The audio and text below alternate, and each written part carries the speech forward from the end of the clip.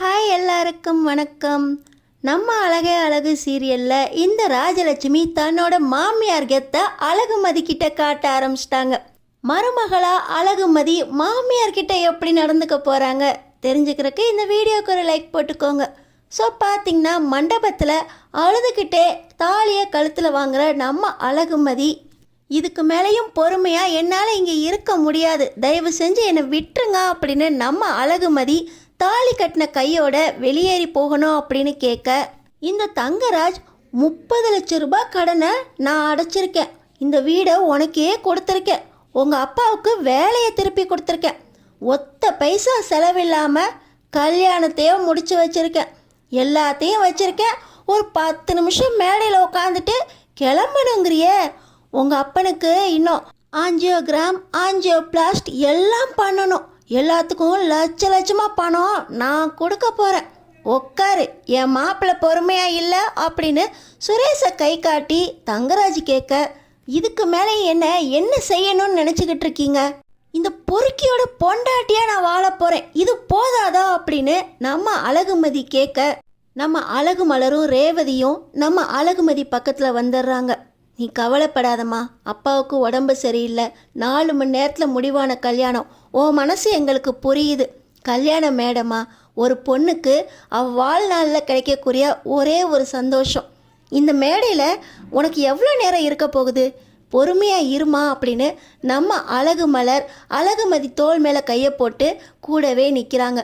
ரேவதியும், அண்ணி இந்த பொண்ணு பாவம் அண்ணி, என் வீட்டுக்காரும் சுரேஷும் இந்த பொண்ணை என்ன சொல்லி சம்மதிக்க வச்சாங்கன்னு தெரியல, இந்த பொண்ணு சுரேஷ் கையால் தாலி வாங்கிக்கிச்சு, இன்னமும் என்ன சொல்லி நிற்க வச்சிருக்காருன்னு பார்த்தீங்களா, கொஞ்சம் கூட பச்சாதாபமே இல்லாமல் சொல்லி சொல்லி காட்டிக்கிட்டு இருக்கார நீ பாருங்க, அவங்க அப்பாவுக்கு உடம்பு சரியில்லை, ஆஞ்சியோகிராம் ஆப்ரேஷன் என்னென்னமோ சொல்லிக்கிட்டு இருக்காங்க, நம்ம அந்த கல்யாண மண்டபத்தை விட்டு வெளியே போனதுக்கப்புறம் ஆஸ்பத்திரியில் வச்சு அவரை பார்க்கணும் அண்ணி, இந்த பொண்ணு அதை நினச்சி தான் ரொம்ப கவலைப்பட்டுக்கிட்டு இருக்கு, இந்த பொண்ணால் இங்கே சந்தோஷமாக இருக்க முடியாது அண்ணி அப்படின்னு சொல்ல, நம்ம சொல்லலாம் ரேவதி, ஆனால் இவங்க கேட்கணுமே, ஒரு பொண்ணோட மனசு இவங்களுக்கு எப்போ தான் புரிய போகுதோ, நீ அமைதியாக இரு ரேவதி, மதியை நம்ம பார்த்துக்குவோம், அவங்க அப்பாவுக்கு ஒன்றும் ஆகாது, அதான் லட்சமாக செலவு பண்ணுறேன்னு உன் மாப்பிள்ளை தான் சொல்லியிருக்காரே, பார்த்துக்கலாம் அப்படின்னு நம்ம மலரும் ரேவதியும் மதிக்கு ஆதரவாக பேசிக்கிட்டு இருக்க, வந்த சொந்தக்காரங்க எல்லாருமே சுரேஷையும் அழகுமதியையும் வாழ்த்திட்டு ஒவ்வொருத்தராக கிளம்பி போயிடுறாங்க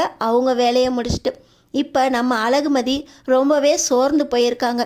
சுரேஷ் மனசில் அவ்வளோ கஷ்டம், கண்ணில் கண்ணீர் இருந்தாலும் எல்லாத்தையும் மறைச்சிக்கிட்டு இந்த பொண்ணை கல்யாணம் பண்ணியிருக்கோமே அப்படின்னு மனசுக்குள்ள கவலையோட கல்யாணத்தையும் முடிச்சுட்டு இப்போ வீட்டுக்கு போகிறாங்க. வீட்டில் போய் இறங்கினோடனே நம்ம அழகு மலர் ஆரத்தி எடுக்க, எதையுமே மனசில் ஏற்றுக்க முடியாமல் அழகுமதியும் சுரேஷும் உள்ளே போகிறாங்க. உள்ளே போனோடனே எனக்கு கொஞ்சம் தூங்கணும் அப்படின்னு நம்ம அழகுமதி ரூமுக்குள்ளே தூங்க போக, வந்ததும் வராதுமா இந்த பொண்ணு என்ன தூங்க போகுது, கல்யாண பொண்ணு மாதிரியா இருக்குது அப்படின்னு ராஜலட்சுமி அவங்க வேலையை காட்ட ஆரம்பிச்சிட்டாங்க. சரி சரி அந்த ரூமில் போய் படு, ஏ மலரு நீ வந்தவங்க எல்லாருக்கும் காப்பி டீயை எடுத்துக்கொடு, வந்தவங்களுக்கு வயிறு நிறையிறதுக்கு சாப்பாடு ரெடி பண்ணு அப்படின்னு மலரை அதட்ட ஆரம்பிச்சிட்டாங்க. பாக்கியராஜும், வா சுரேஷு நீ ரொம்ப அசந்து போயிருப்ப, நம்ம உள்ளே போய் ரெடி ஆகலாம் அப்படின்னு சுரேஷை கூட்டிகிட்டு பாக்கியராஜ் உள்ளே போயிடுறாரு. அவங்கவுங்க வேலையை பார்த்துக்கிட்டு இருக்க, வழக்கம் போல் நம்ம மலர் மட்டும் கிச்சனில் ஆடி ஓடிக்கிட்டு இருக்க, ரேவதி மட்டும் உள்ளே வராங்க. என்ன அண்ணி வழக்கம் போல் உங்களை மட்டும் உள்ளே திணிச்சிட்டாங்களா அப்படின்னு ரேவதி கொஞ்சம் ஒத்தாசையாக மலருக்கு வேலை செய்ய, நீ என்ன இங்கே பண்ணிக்கிட்டு இருக்க, போய் மாப்பிள்ளையை கவனி, மாப்பிள்ளை நைட்டெல்லாம் தூங்காமல் நம்ம குடும்பத்துக்காக அங்கேயும் இங்கேயும் ஓடி களைச்சி போயிருக்காரு, அவருக்கு ஜூஸோ காப்பியோ டீயோ எது வேணும்னு கேட்டு கொடு, நீ இவகிட்ட நின்றுக்கிட்டு நேரத்தை ஓட்டிக்கிட்டு இருக்காதா அப்படின்னு இந்த ராஜலட்சுமி ரேவதியையும் போக சொல்ல, மலர் நீ போ ரேவதி நான் பார்த்துக்கிறேன் அப்படின்னு நம்ம மலர் சொல்கிறாங்க. இப்போ பார்த்திங்கன்னா நைட் ஆயிடுது. இப்போது நம்ம மலரையும் ஸ்ருதி ரேவதி 3 பேரையும் போய் மதியை ரெடி பண்ணுங்க, காலத்தில் எல்லாமே சரியாக நடக்கணும்ல அப்படின்னு சொல்ல, இல்லைம்மா அவள் ஏற்கனவே ரொம்ப அசந்து போயிருக்கா, தூங்கிக்கிட்டு இருந்தா, சாப்பிட கூட எந்திரிக்கல, நான் தான் கொஞ்சம் 2 இட்லியை வச்சு சாப்பிட வச்சு படுக்க சொன்னேன், இன்னைக்கு வேண்டாமே, இன்னொரு நல்ல நாள் பார்த்து அவளை ரெடி பண்ணிக்கலாம், கல்யாணத்துக்கு ஒத்துக்க வச்சு ஒரே நாளில் எல்லாத்தையும் முடிச்சிடணும்னு நினச்சா முடிகிற காரியமா, உன்னை ரொம்ப வாய் பேசாதீங்கன்னு சொல்லியிருக்கேன் மலரு. இந்த விஷயத்துலலாம் நீ தலையிடாத. சுரேஷோட வாழ்க்கை, வக்கத்தவளை வீட்டுக்கு கூட்டிகிட்டு வந்து ஏற்கனவே என்ன தப்பு பண்ணோன்னு தெரியல, ஒன்றுமே இல்லாமல் வந்திருக்கா. இவளுக்கு சுரேஷோட வாழ்க்கை கொடுக்கறதே பெருசு, இதில் இது வேற சுகம் கேட்குதோ அப்படின்னு இந்த ராஜலட்சுமி பேச, இல்லை அத்தை, கொஞ்சம் நினச்சி பாருங்க அத்தை, அவளோட நிலைமையை யோசிக்கணும்ல அப்படின்னு மலர் பேச, போ போ ரொம்ப பேசிக்கிட்டு இருக்காத அப்படின்னு சொல்லி இந்த ராஜலட்சுமி பயங்கர கோவத்தோட இப்போ ராகவன் கிட்ட வந்து வக்கத்தவளை கல்யாணம் பண்ணி கொடுத்துருக்காங்க. கழுத்தில் கூட ஒன்றையும் காணோம் தங்கம்னு. இவளுக்கு தங்கம் இருக்குது, நகை இருக்கா அப்படின்னு சொல்கிறாங்க. வேலைக்கு போகிறான்னு சொல்லி தான் மாப்பிள்ளை சொன்னார். அதனால் ஏதோ ஒத்துருக்கேன். எல்லா செலவையும் நம்ம பார்த்துருக்கோம். பொண்ணு பொம்மை மாதிரி வந்து உக்காந்துட்டு தூங்கிக்கிட்டு இருக்கலாம் அப்படின்னு இந்த ராஜலட்சுமி பேச, ராகவன் மாப்பிள்ளை எது செஞ்சாலும் நல்லதுக்காக தான் இருக்கும், இந்த பொண்ணு நல்ல பொண்ணுன்னு சொல்லியிருக்காங்க, நீ இப்பயே உன் வாயை திறக்காத அப்படின்னு ராகவன் சொல்லிடுறாரு. பாப்போம் பாப்போம், அவளோட லட்சணம் நாளையிலேருந்து இழிக்கும் அப்படின்னு இந்த ராஜலட்சுமி சொல்லிட்டு அடுத்த நாள் பொழுது விடியுது. பார்த்திங்கன்னா நம்ம அழகுமதி ரெடி ஆகிட்டுருக்காங்க. இவ எங்க காலையில் வேலை பார்க்காம ரெமோ இன்னும் தூங்கிக்கிட்டா கிடக்கா அப்படின்னு இந்த ராஜலட்சுமி வந்துடுறாங்க. வந்தோடனே நம்ம மலர் கிச்சனில் வேலை பார்த்துக்கிட்டு இருக்க, எங்க உன்னோட இன்னொரு கூட்டாளியை காணோம் அப்படின்னு ராஜலட்சுமி கேட்க, யார் மதியை கேட்குறீங்களா, அவங்க காலையிலே எந்திரிச்சு காஃபிலாம் குடிச்சிட்டாங்களே அப்படின்னு சொல்ல, காலையிலே எந்திரிச்சவ உன் கூட வந்து நிற்காம எங்கே போயிட்டா, தொலைஞ்சு போயிட்டாலோ அப்படின்னு ராஜலட்சுமி கேட்க, இல்லை அத்தை, அவள் இங்கே தான் சுற்றிக்கிட்டு இருந்த மாதிரி இருந்துச்சா அப்படின்னு நம்ம மலர் சொல்ல, மதி எங்கே போன அப்படின்னு இந்த ராஜலட்சுமி கேட்க, நம்ம அழகுமதி சூப்பராக ரெடியாகி காலேஜுக்கு ரெடி ஆகிட்டுருக்காங்க.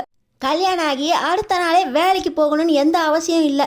என் புள்ள வேலை இல்லாமல் வீட்டில் இருக்கான், உனக்கு என்னடி கேடு, இப்பயே வேலைக்கு கிளம்பிட்ட, போய் அடுப்படியில் வேலையை பார்க்குற வேலையை பாரு.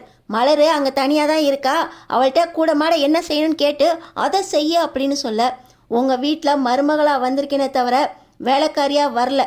என்ன செய்யணும் ஏது செய்யணும்னு எனக்கு தெரியும், இதை பற்றிலாம் நீங்கள் சொல்லணும்னு அவசியம் இல்லை. நான் காலேஜுக்கு போகிறேன் அப்படின்னு நம்ம அழகுமதி சொல்ல, வக்கத்தவளுக்கு பேச்சு ஒரு கேடா, என் பிள்ளையே வேலை இல்லாமல் இருக்கான், முதல்ல கேஸை வாபஸ் வாங்குற வழியை பாரு, அடுத்த என்ன நடக்கணும்னு நான் சொல்கிறேன் அப்படின்னு இந்த ராஜலட்சுமி சொல்ல, என்ன நீங்கள் சொல்லி நான் கேட்குறதா, எங்கள் அப்பாவை ஃபஸ்ட்டு ஹாஸ்பிட்டலில் சேர்த்து ஆஞ்சியோ பண்ணணும், அதுக்கடுத்து என் காலேஜுக்கு போகணும், அதுக்கப்புறம் வீட்டுக்கு வரேன், என்ன செய்யணும்னு நானே யோசித்து அதெல்லாம் நான் செஞ்சிருவேன், நீங்கள் ஒன்றும் சொல்லணுன்னு அவசியம் இல்லை அப்படின்னு அழகுமதி சொல்கிறாங்க. ஒன்றுமே போடாமல் வந்தவளுக்கு இப்படி வாய் கிளியுது அப்படின்னு அடிக்கிறதுக்காக ராஜலட்சுமி கையை ஓங்க, இந்த அடிக்கிற வேலையெல்லாம் என்கிட்ட வேண்டாம், பெரியவங்க மரியாதை கொடுக்கணும்னு மனசுக்குள்ளே இருக்குது, அதனால் உங்களை சும்மா விடுறேன், கையை ஓங்குற வேலை வச்சுக்கிட்டிங்கன்னா திரும்ப கிடைக்கும், உஷாராக இருந்துக்கோங்க அப்படின்னு அழகுமதி சொல்லிவிட்டு புக்ஸெல்லாம் எடுத்துக்கிட்டு காலேஜுக்கு கிளம்ப, என்னங்க இவ என்ன பேசிட்டு போகிறா பார்த்தீங்களா, உடனே ஆஸ்பத்திரிக்கு கிளம்புறேன் காலேஜுக்கு போகிறேங்கிறா, என் புள்ள வேலையை பற்றி யோசிக்கலை, கேஸை வாபஸ் வாங்கணும்னு நினைக்கல, என் பிள்ளைக்காக ஒரு வார்த்தை கூட நினச்சி பார்க்கல, பொண்டாட்டி ஆய்வலாம், இவன் மருமகளாக வீட்டுக்கு வந்திருக்கா, என் மாப்பிள்ளை செஞ்ச ஒரே தப்பு இவளை இந்த வீட்டுக்கு மருமகளாக கொண்டு வந்தது, வக்கத்தவளுக்கு இவ்வளவு பேச்சு கேட்குதா அப்படின்னு இந்த ராஜலட்சுமி ஆரம்பிக்க, ஏன் மலரு முதல்ல ஒரு காஃபியை கொண்டா அப்படின்னு உள்ளே போகிறாங்க ராஜலட்சுமி. இன்னொரு பக்கம் நம்ம அழகுமதி ஹாஸ்பிட்டலில் அப்பாவுக்கு ஆஞ்சியோ பண்ணுறதுக்காக ரெடியாக கிளம்பி போகிறாங்க, காசு ரெடி பண்ணுறதுக்கு. ராஜலட்சுமிக்கும் அழகுமதிக்கும் ஸ்டார்ட் ஆயிடுச்சு. ஆனால் நம்ம அழகுமதிக்கு எல்லாத்துலேயும் உறுதுணையாக இருக்க போகிற அழகுமலர் கூட்டணி எப்போ ஒன்று சேரப்போகுது, 2 பேர் கூட்டணி ராஜலட்சுமி கிட்ட ஜெயிக்க போகுதா, தங்கராஜ் இன்னும் நம்ம அழகுமதி கிட்ட எப்படியெல்லாம் ஆட்டி வைக்கணும்னு நினச்சிக்கிட்டு இருக்காரு.